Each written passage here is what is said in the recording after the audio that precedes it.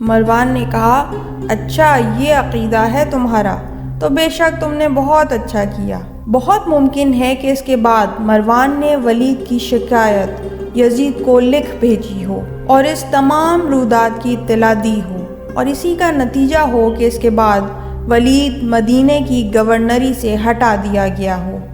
اور عمر بن سعید الاشدق کو مدینے کا گورنر مقرر کر دیا گیا۔ یہ اس کی ایک دلیل ہے کہ ختم بیعت نہ کرنے کی صورت میں حسین کے قتل کے متعلق ضرور لکھا تھا۔ ظاہری اسباب کی بنا پر بھی کوئی شک نہیں ہو سکتا کہ حضرت نے اسی وقت صورتحال کی نزاکت کا پورا احساس کر لیا،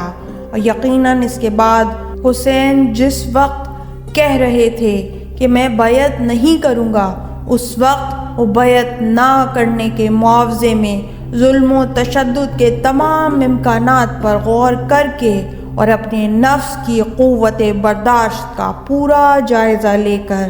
کامل اعتماد کے ساتھ بیعت کی نفی کر رہے تھے۔ اسی لیے آپ دیکھیں گے کہ تشدد اپنی آخری حد پر پہنچ گیا،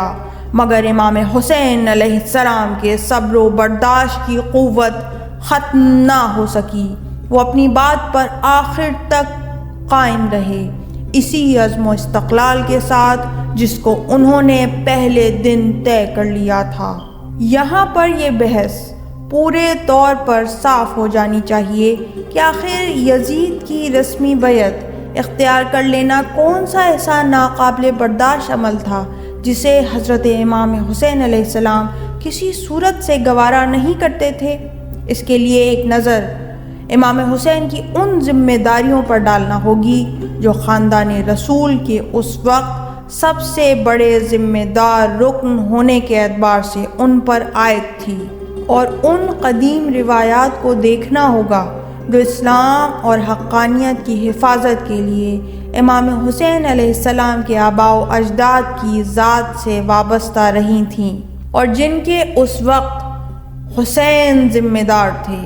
اور پھر یہ دیکھنا ہوگا کہ اس وقت امام حسین اپنے فرض کی تکمیل کس طرح کر سکتے تھے۔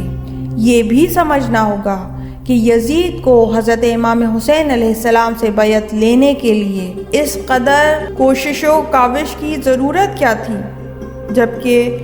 جمہوریت کے اصول پر اکثر افراد کا کسی حکومت کو قبول کر لینا آئینی طور پر اس کے تسلیم ہو جانے کے لیے کافی اور اقلیت کی رائے ناقابل اعتبار ہے۔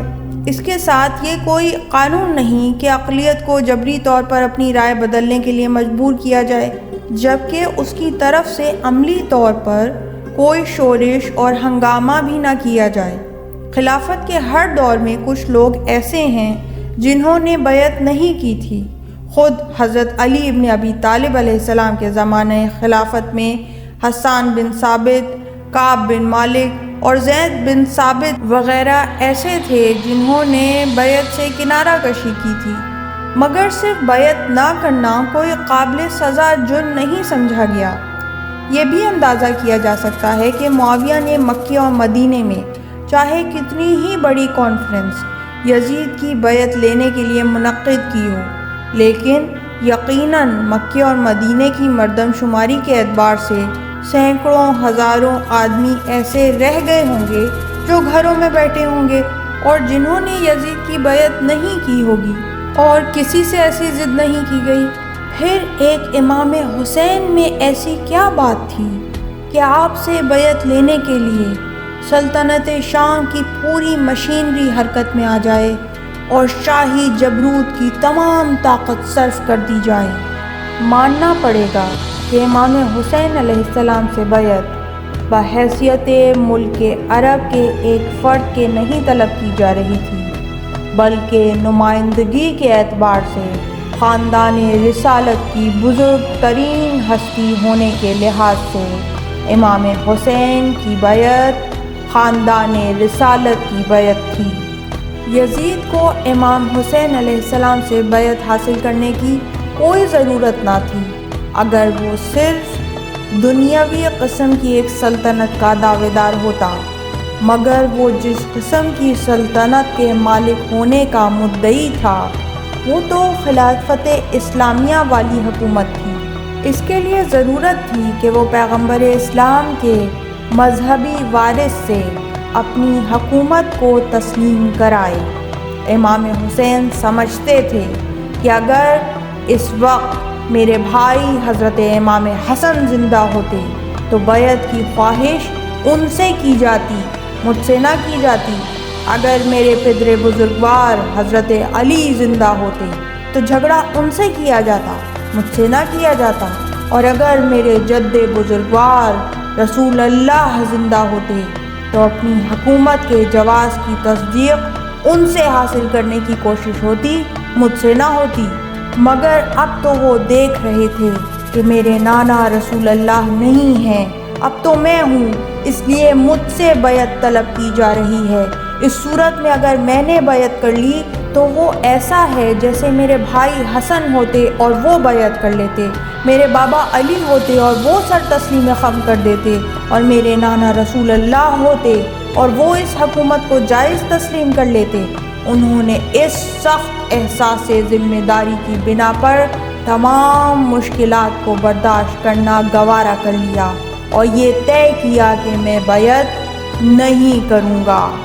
یہ عزت نفس، شرف حق اور وقار دینی کا سوال تھا، اور پہلے ہی دن آپ نے اس مرحلے میں آخر تک ثابت قدم رہنے کا عزم کر لیا تھا، جس کا آخری نتیجہ بھی معلوم تھا۔ اس کا آپ نے کوئی بلند و بانگ اعلان نہیں کیا، تب بھی آپ کی زبان سے نکلے ہوئے الفاظ سننے والوں کو اس کا پتہ دے رہے تھے۔ چنانچہ ابو سعید مقبری کا بیان ہے کہ میں نے امام حسین علیہ السلام کو مدینے کی مسجد میں داخل ہوتے ہوئے دیکھا۔ آپ کے ساتھ اس وقت 2 آدمی تھے جن کے کاندھے پر باری باری ہاتھ رکھ کر چل رہے تھے، اور آپ کی زبان پر ابن مسترق کے یہ اشعار تھے۔ ان کا مطلب یہ ہوا کہ خدا وہ دن نہ لائے کہ موت کی طاقتیں کمین گاہوں سے حملہ کر کے مجھے میرے راستے سے ہٹانے کی کوشش کریں اور میں ان کے خوف سے ذلت کو برداشت کر لوں۔ ابو سعید کا بیان ہے کہ ان اشعار کو سن کر اس وقت میری سمجھ میں آیا کہ امام حسین خاص اقدام کا ارادہ رکھتے ہیں۔